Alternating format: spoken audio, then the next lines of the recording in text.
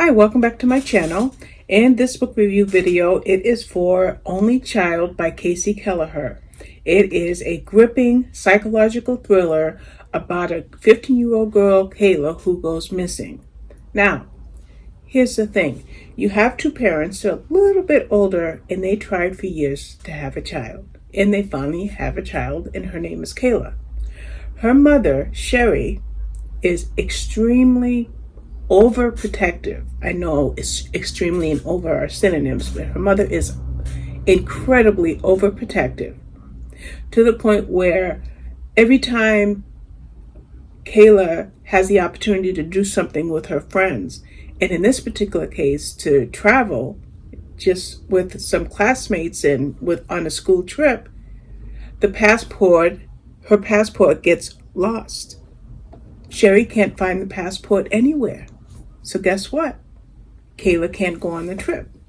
So to mollify Kayla, Sherry says, I know you want to go to a party to your friend's house. Why don't you go shopping? You can buy anything you want. Yes, she's still able to maintain that control. So Kayla goes shopping and she buys this dress. I'll call it a slinky dress. And she has these beautiful heels. And she says, Mom, how do I look? And Sherry's face drops. On the one hand, her daughter looks beautiful. She looks gorgeous. But she's only 15. Now she looks like she's in her early 20s. No, my baby can't be so grown up. No. But Sherry doesn't want to hurt Kayla or her feelings. So she employs her husband. And she says, Richard, what do you think of Kayla's dress?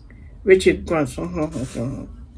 Well, he's not offering Sherry any support that dress is too grown up for their little girl, for their baby, who's now 15 years of age. So, time passes, a day or two passes, Kayla goes to the party. But guess what? She doesn't come home. She doesn't come knocking at the door. It's the police. Yes, something happened to Kayla. Kayla never returned home. Now, here's the thing.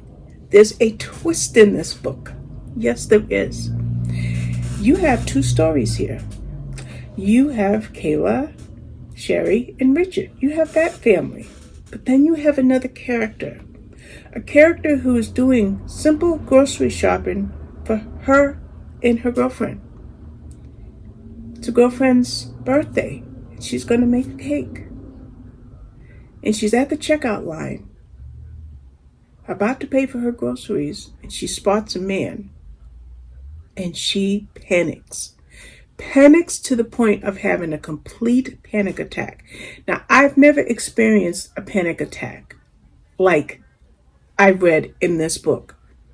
It's out of sight, out of mind. Just complete and utter sheer panic.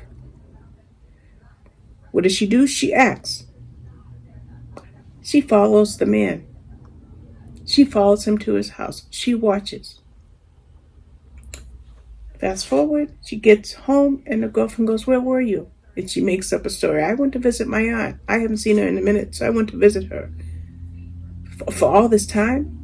Or another story. I slipped and I fell and I twisted my ankle and I went to, what do they call it? I want to use the UK term, but I can't. But she went to the ER or the ED, the emergency department, but they don't call it that. I just can't think what they call it. She goes to that hospital. At least that's what she tells her girlfriend. But guess what? She didn't visit her aunt. She didn't go to a hospital. And everything for her is changing. And by the way, her name is Tessa. Everything for Tessa is changing. Now, Tessa has a past. 15, 16 years ago, something happened to Tessa.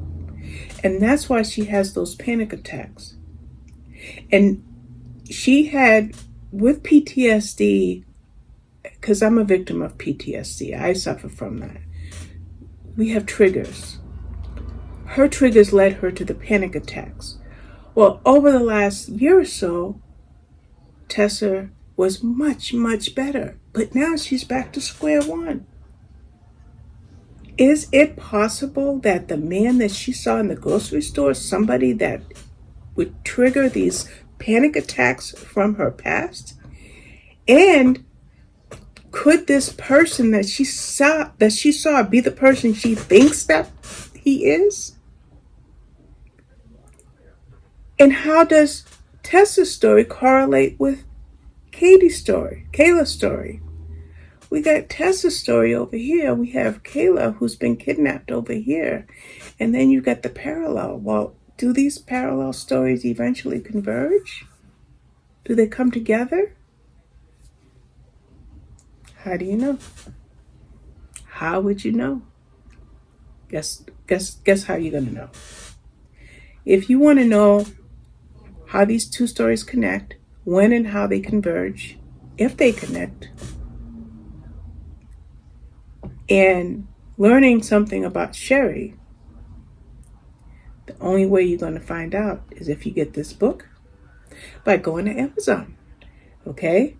Yes, it's $3.99 for the US, and I don't know why Kindle Unlimited if you have a subscription. I don't know how much it costs in the UK, but go ahead and click my link in the description. This is a psychological thriller that you do not want to miss. You don't want to miss this one. But that's all I'm going to say for now. Enjoy the book if you get it. If you do, comment in the description below and tell me what you think of it. Thanks for watching. Bye-bye.